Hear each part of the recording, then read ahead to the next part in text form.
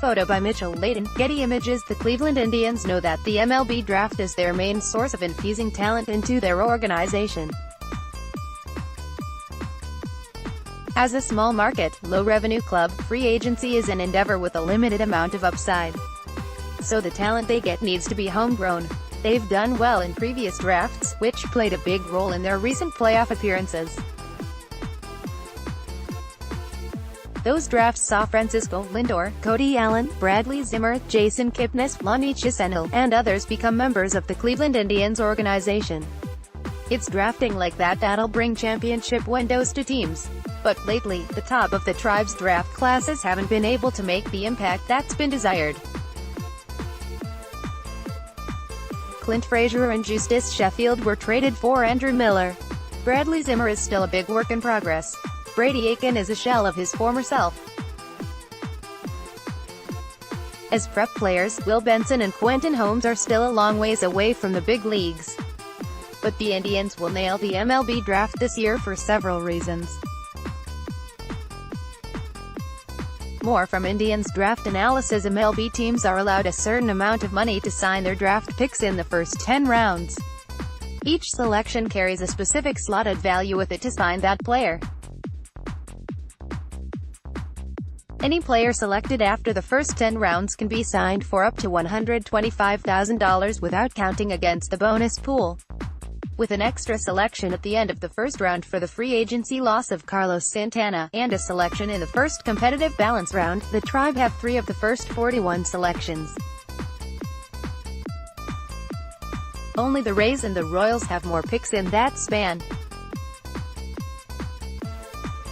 with selections at 29, 35, and 41 overall, plus their second-round selection at 67 overall. The Tribe will have 4 picks on the first day of the draft, something they haven't had since the 2014 draft, when they had 3 of the first 38 picks. Because of these extra picks, the Indians' bonus pool will be $9,145,200, which is the 11th largest bonus pool this year. For a team with the second-best record last season, that's a ton of money.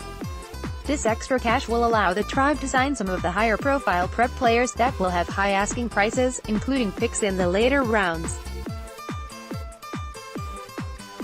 Page 2. Photo by Mitchell Layton, Getty Images. It's inevitable.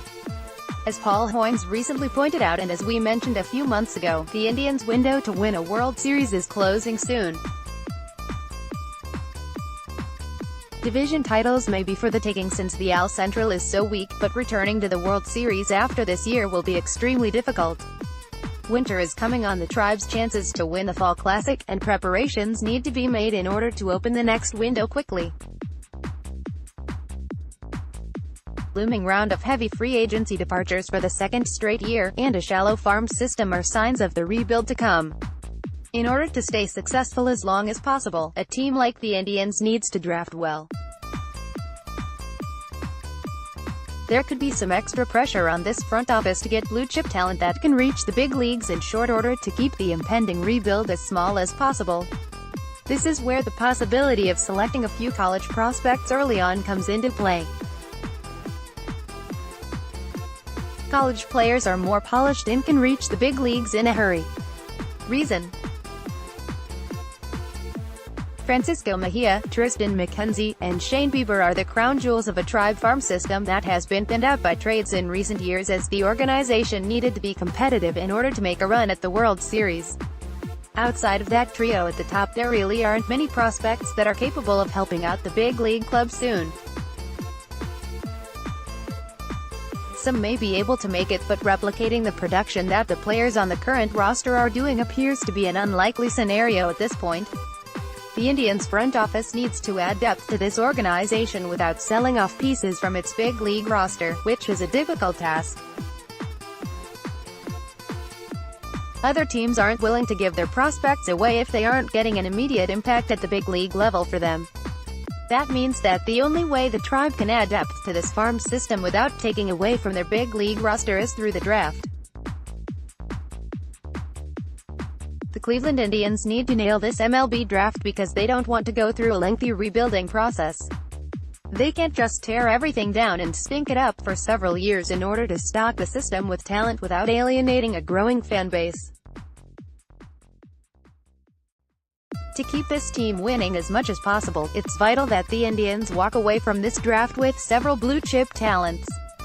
Success rates are low in the MLB Draft.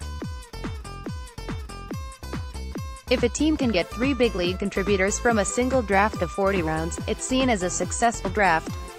Unfortunately, we won't be able to judge whether this draft was successful or not for a few years. All eyes will be on the Tigers with the first overall pick on Monday night, but Tribe fans need to be aware of what the Indians do in the draft, as the future of the franchise depends on it.